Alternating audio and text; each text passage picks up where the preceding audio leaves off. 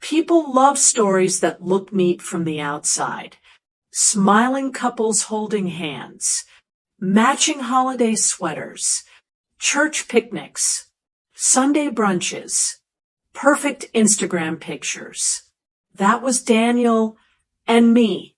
We were the couple everyone looked up to. He was the respected leader, the voice of reason in our religious community. And me, I was the devoted wife, the woman who always stood beside him, quiet but graceful, admired but never envied. I remember one evening in particular. It was at a community fundraiser. Daniel stood on stage, speaking with passion about family values, faith, and loyalty, his voice booming through the church hall like a prophet on a mission.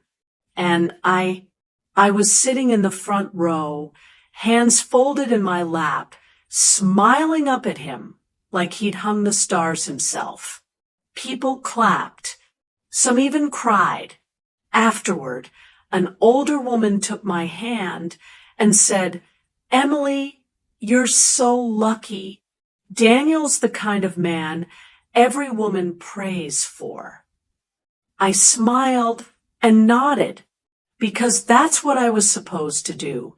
But if she had looked into my eyes a little deeper, just past the surface, maybe she would have seen it. The crack, a thin fracture in the glass, spreading quietly. Let me tell you something no one ever talks about. When betrayal begins, it doesn't arrive like an earthquake.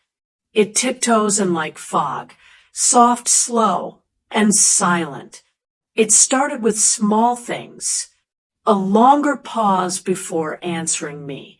A text he tilted his phone to hide. A new cologne I didn't recognize. Late-night meetings that left no scent of sweat or stress, just a faint trace of expensive perfume on his collar. Still, I told myself not to overthink. After all, this was Daniel. My Daniel.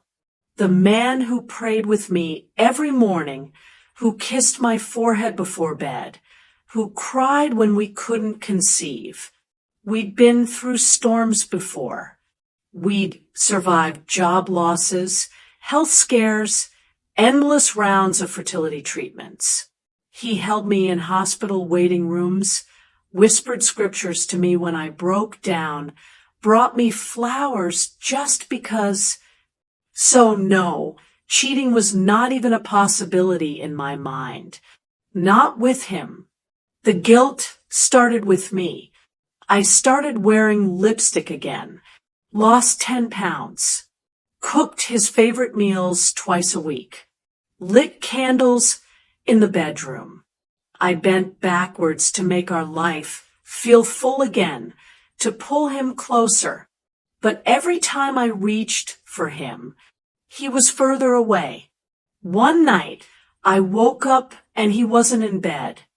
I checked the time, 2:17 a.m. The bathroom was empty, kitchen dark. Then I heard it, the low hum of his voice, speaking fast and quiet in the office downstairs. I crept toward the door, heart pounding in my throat. His voice was muffled, but a single word stopped me cold. "Baby." He had never called me that in our entire marriage.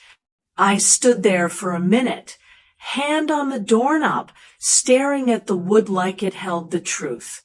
Then I turned away. I didn't confront him that night. I told myself maybe it was work. Maybe he was helping someone. Maybe I was just tired. But that lie only held for so long. Because once the seed of doubt takes root, it grows like ivy, curling around everything you once believed.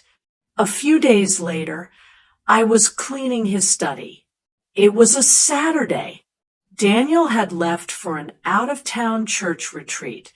one he didn't want me to attend because it was all men. I dusted the bookshelves, organizing his old theology books, when one fell open. The Bible, one he hadn't touched in months.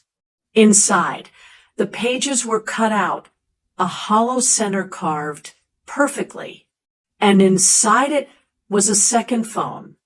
I froze. My heart slammed so loud I could barely hear my thoughts.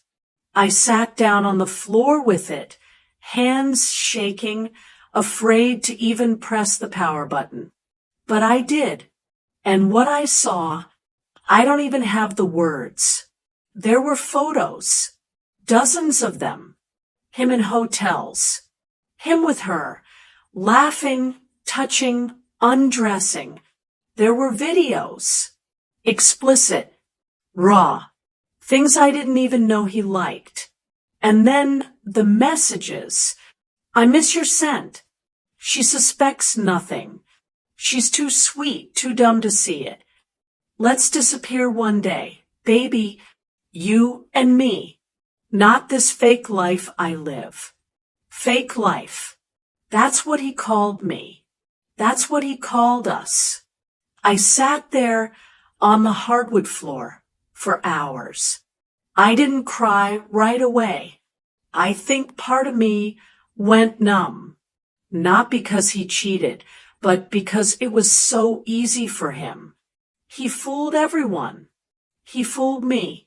The man who held my hand in prayer had another woman in his bed. The man who preached against sexual impurity was sleeping with someone from a sect he condemned every Sunday. It wasn't just infidelity. It was betrayal at the level of the soul. He didn't just cheat on me. Once glass is cracked, he cheated on everything we ever stood for.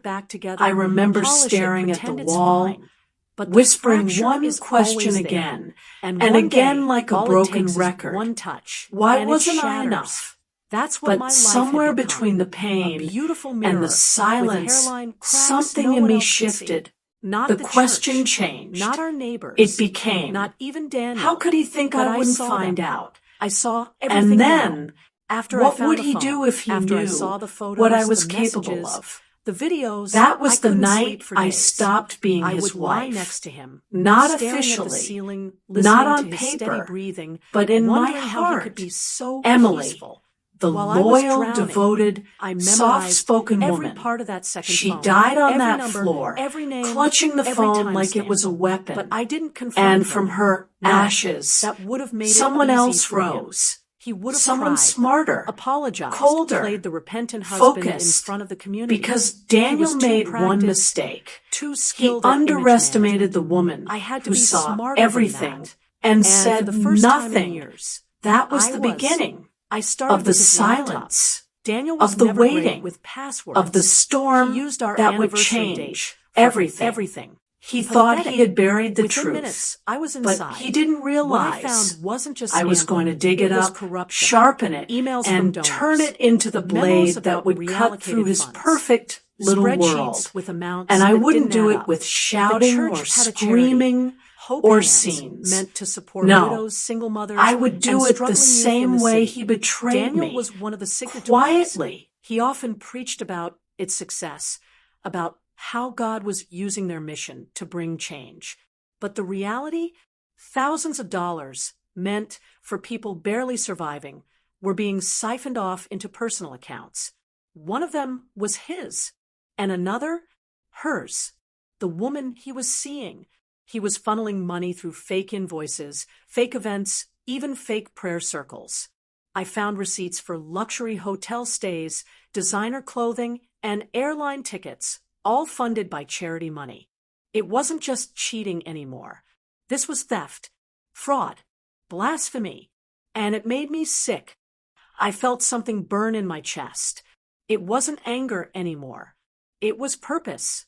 I printed everything, quietly, late at night while he slept.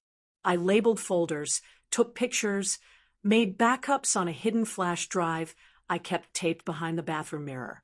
Every time I smiled at him during breakfast, I was also downloading his sins onto my hard drive. He had no idea. He still called me honey, still kissed me on the forehead before his retreats, still posted Bible verses on Facebook, pretending we were happily married and deeply blessed. And I played along, because now I was playing a different game. I started attending church events again, something I had avoided after the emotional toll. People welcomed me back with open arms. "Oh, Emily, you're glowing. Daniel is so lucky to have you. He speaks so highly of you." Every compliment felt like poison. But I smiled. I smiled until my cheeks hurt, because none of them knew I was studying them. His inner circle, his board members, his closest brothers, and most importantly, his weaknesses. Daniel had always been obsessed with his image. That was his soft spot. He needed admiration like most people need oxygen. I knew if I could take that away from him, slowly, silently, it would suffocate him. So I started leaving tiny threads of doubt. A quiet conversation with one of the donors after service. I noticed the last outreach program was canceled. "I hope the funds are okay." A casual comment to a board member. "Daniel seems so tired lately. Do you think he's managing too much alone?" I wasn't accusing. I was planting. And the thing about planting seeds, given time and the right conditions, they grow. Back at home, Daniel became more distracted. He was on the phone constantly, tense, irritable. He started locking his office door, something he never used to do. One night, he forgot to log out of his email. There it was, an exchange with a woman using a fake name. But I knew it was her. She was asking him for more money. Apparently, she had a business opportunity in another state. She wanted to start a healing retreat, whatever that meant. He replied that he'd try to get her the money discreetly through Hope Hands. That was the final piece I needed. He wasn't just lying to me. He was funding another life, another future, without me in it. And he was using God's name to do it. I went to the basement that night. It was the only place I felt alone, really alone. I sat on the cold concrete floor with all the documents, all the files, and the second phone in front of me, and I made a decision. This wasn't just about revenge anymore. This was about justice. For the women who never got their donations, for the youth whose scholarships were denied, for every person who believed in his words, only to be betrayed by his actions. He didn't deserve silence. He deserved exposure. And I was going to be the one to do it. But I knew I had to be careful. Daniel had power, influence, friends in high places.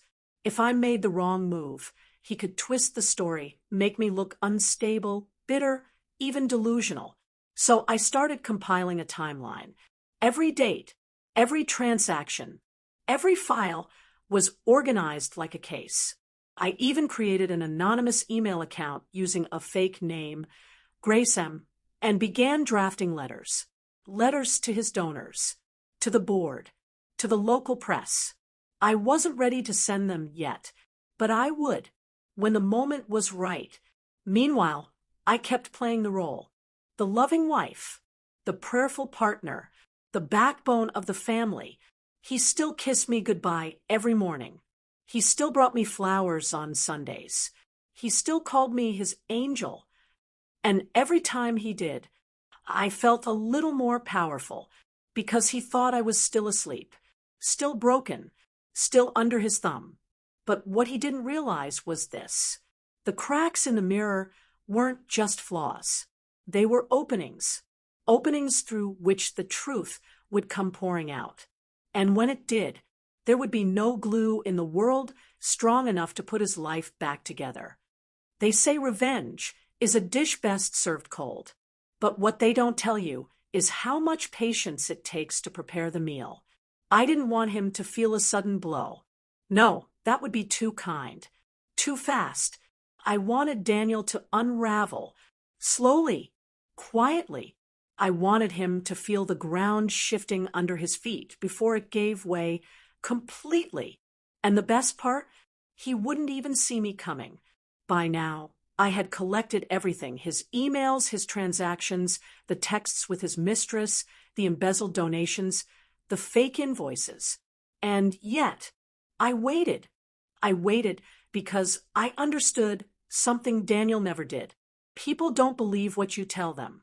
They believe what you make them feel. I needed his downfall to be something they felt in their gut, not because I told them he was corrupt, but because they started to doubt him on their own. Doubt is like rust. Once it appears, it spreads. So I started small. I printed anonymous letters from concerned community members. Typed, clean, precise. Each one included subtle questions, no accusations, just hints. I mailed them to 3 people I knew were close to the sect's financial decisions. One to Pastor Greg, the elder who trusted Daniel like a son. One to Melissa, the treasurer, and one to Sister Judy, the woman who practically worshipped Daniel's image as a God-sent man. The letters simply asked, why was there a canceled outreach event last month, but expenses were still withdrawn?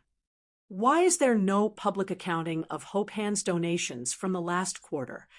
Has anyone ever audited the spending breakdown? They were questions no one wanted to ask, but once asked couldn't be ignored.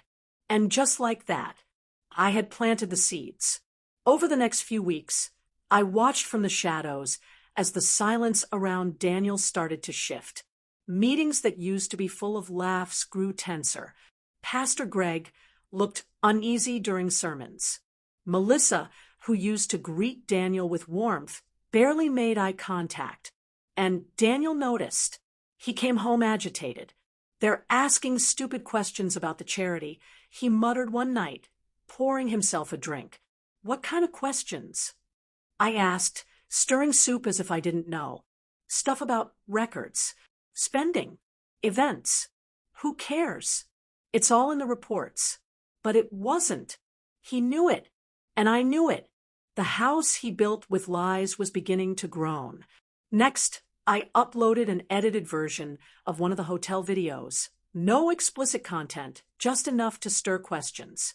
A grainy clip of Daniel in a robe, sipping whiskey, talking on the phone, and laughing. In the background, a woman's voice. No face, just a whisper. You're lucky your wife's so dumb. The video was posted anonymously on a religious forum where sect members shared testimonies. I attached a title. False prophets wear robes too. It took one night to go viral.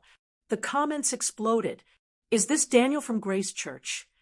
Wait, is this real? I always felt something was off about him. Daniel didn't sleep that night. He spent hours calling moderators, trying to get the post removed. By the next morning, it had already been downloaded, shared, and screenshotted. It was too late. The crack had widened. And still, I played my part. I brought him coffee during his panic. I rubbed his shoulders and whispered, "It'll blow over." He believed me.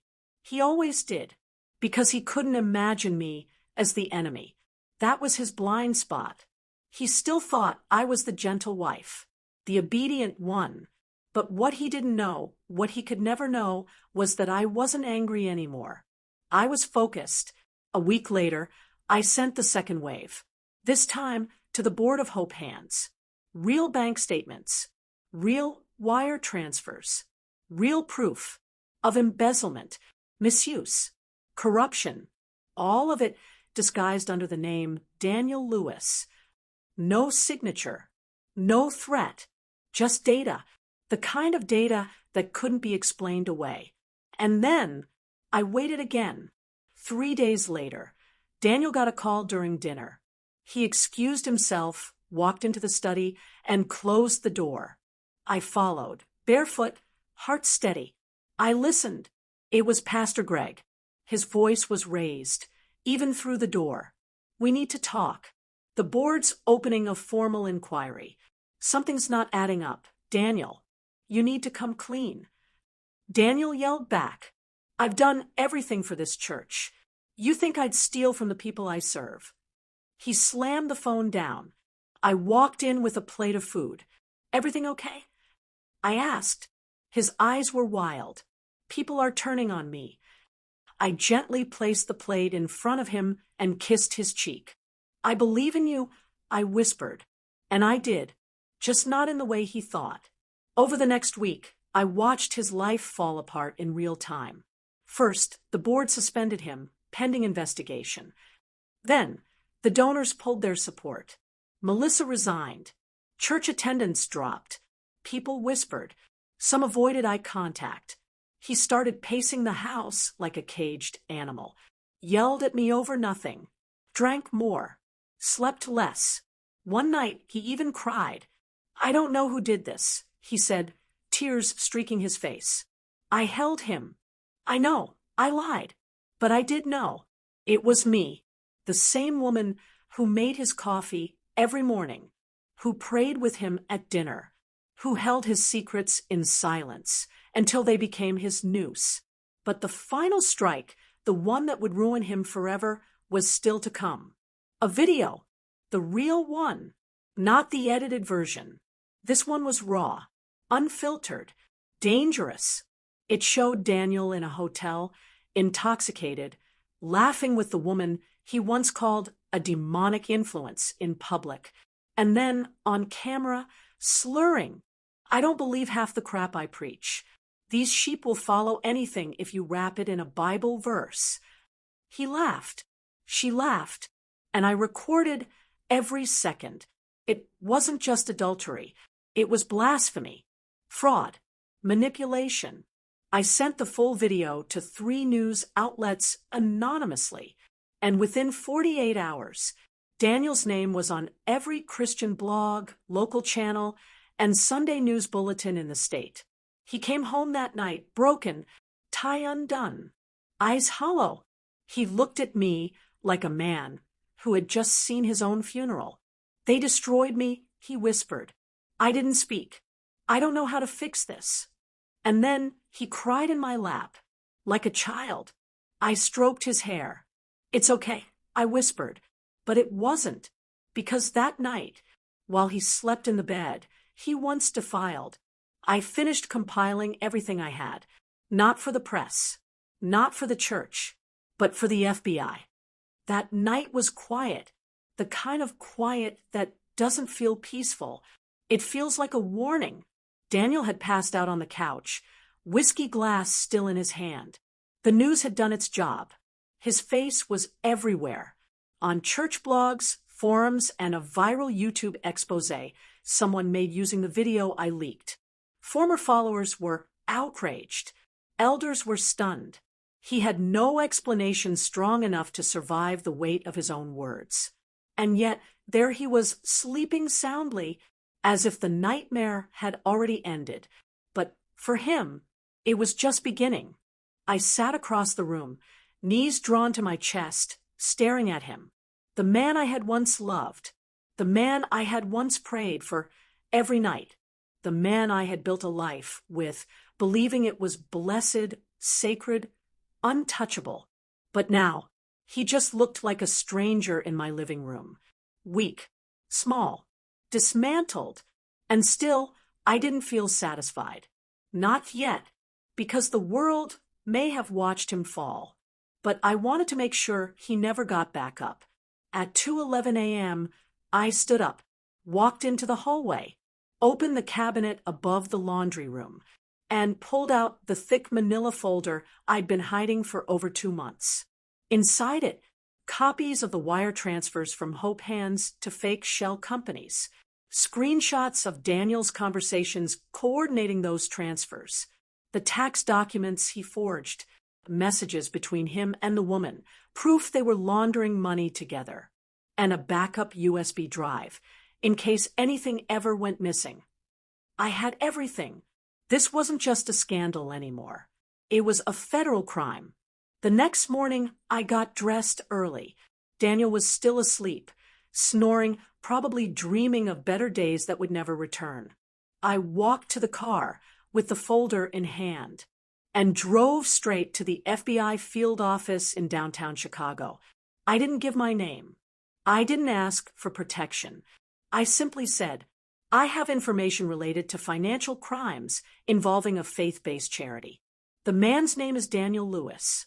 The woman at the front desk raised her eyebrow when I slid the folder across. Then she picked up the phone. 10 minutes later, I was sitting in a small room with 2 agents.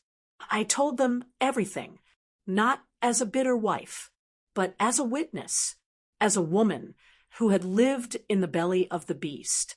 That day was the last day I would ever call that house my home.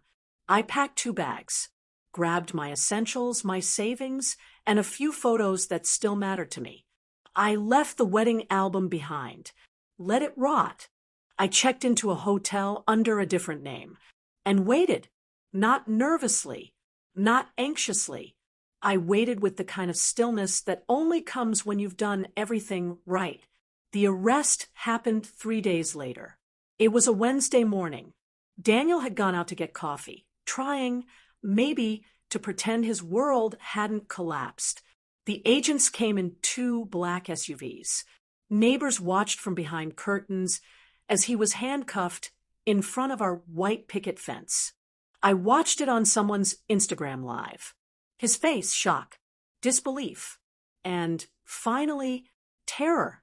He had no idea where it came from, no clue how it had unraveled so fast, so completely. I never felt more powerful than I did in that moment, not because he was gone, but because I was finally free, free of his lies, free of the performance, free of the burden of silence. Daniel Lewis, the man they once called a voice of God, was now facing charges of wire fraud, embezzlement, and conspiracy to defraud a nonprofit organization. Federal, unforgivable, unsurvivable. In the days that followed, his mistress tried to deny everything. Then she disappeared, moved states, deleted accounts, vanished. His allies turned cold. The church issued a formal apology to its members and shut down Hope Hands completely. His face vanished from the posters. His name removed from every program. Even the sermons he once preached were taken down from the website, erased like he never existed. That's the thing about building an empire on lies. It doesn't crumble. It disappears. You'd think I'd feel joy, satisfaction, closure. And maybe I did. But what I really felt was stillness. For the first time in years, my mind wasn't racing. I wasn't tiptoeing around emotions. I wasn't burying my pain to protect someone else's image. I was just me, unattached, unafraid, unapologetic. One morning, a letter came to my hotel. I didn't know how he found me. Maybe it was through one of the mutual contacts we used to share. It was handwritten, shaky. He said he was sorry, not just for the affair, but for making me question my own worth, for treating me like furniture in his perfect little house, for turning me into a ghost in my own story. He said he hoped I'd come visit him someday in prison, that he needed to look into my eyes and understand how he lost the only good thing he had. I burned the letter, not out of anger, but because some doors need to stay closed forever. I changed my name, moved 2 states away, started volunteering at a literacy center for women trying to rebuild their lives after abuse. They don't know my story. They just see a woman who listens, who understands pain without judgment, who smiles without needing to fake it. And honestly, that's enough for me. People think revenge is about rage. But for me, it was about restoration, about finding the pieces of myself that he buried under his lies, about looking in the mirror and seeing a woman who didn't break. She rebuilt. And I did it without ever raising my voice, without ever throwing a punch, without ever being anything other than the woman he underestimated. Daniel thought he had control. He thought I would stay quiet, stay loyal, Stay small. But what he didn't know is some women don't fight back with fire. They fight with silence, strategy, and time. And when they strike, it's not loud. It's final. People always imagine the ending of a revenge story with fireworks, screaming, courtrooms, headlines, a final confrontation, face to face, eye to eye, pain to pain. But that's not how mine ended. It didn't end with a bang. It ended with me walking away. No goodbyes, no explanations, no dramatic showdown, just quiet footsteps, and a door that closed behind me, soft, final, permanent. You'd think freedom feels like celebration, like running through an open field with your arms wide and your head back. But that's not what it felt like for me. Freedom felt like stillness. I remember the first night in my new apartment, just a tiny one-bedroom rental 2 states away. It wasn't fancy. No luxury, no houseplants, no soft rugs under my feet. But it was mine. And it was silent. No phone calls at 2 a.m. No excuses. No fake smiles. No pretending. Just me. My breath. My body. My space. The first week, I barely spoke to anyone. Not because I was afraid, but because I didn't know who I was outside of being his wife. It's strange, isn't it? How you can lose yourself, piece by piece, without realizing it. How one day you wake up and realize you haven't asked yourself what you want in years. Not what makes him happy. Not what makes others proud. Not what looks good on social media. But you, just you. That was my starting point. Not revenge. Not justice. But rediscovery. I spent days doing little things I hadn't done in forever. I read books, not theology, not devotionals, but fiction. Stories about women who ran away and built new lives. I walked barefoot through the grass, cooked pancakes at midnight just because I could, laughed at movies without worrying if my laugh was too loud. And every time I did something for me, I took back a part of myself, like collecting broken shards of glass, one at a time, until eventually the mirror started to reflect someone whole again. I started therapy too. The first session, I just sat there in silence for 20 minutes. The therapist asked gently, "What brings you here?" And I said something I didn't even plan to say. I want to stop being the woman who let it happen. That was the first crack in the dam. Tears came, angry, tired, grief-soaked, not because of what Daniel did, but because of what I let myself become for him. I had made myself small to fit into his world, shrunk my voice, muted my doubts, silenced my instincts, all for the sake of loyalty. But what I learned was this: loyalty without respect is just self-betrayal in disguise. Healing wasn't linear. Some days I felt strong, like a warrior. Other days, I woke up shaking, remembering the look on his face the day he was arrested. I wasn't haunted by guilt. I was haunted by how long I stayed, how long I lied to myself. But then, those days became fewer. The nightmares faded. The guilt softened. And in its place, something unexpected grew. Peace. One afternoon, months later, I was volunteering at the Women's Center, just helping with a resume writing workshop. A woman came in, nervous, eyes swollen from crying. She was quiet, like I used to be. She said she left her husband last week. He never hit her, but he made her feel invisible. And you know what she whispered? "I don't know who I am without him." And I looked her in the eye and said, "Then this is where your real life begins." And for the first time in a long time, I meant it, because I knew. I never reached out to Daniel, not once, never visited him, never replied to the second letter he sent from prison, never checked how long his sentence was, because he no longer lived in my story.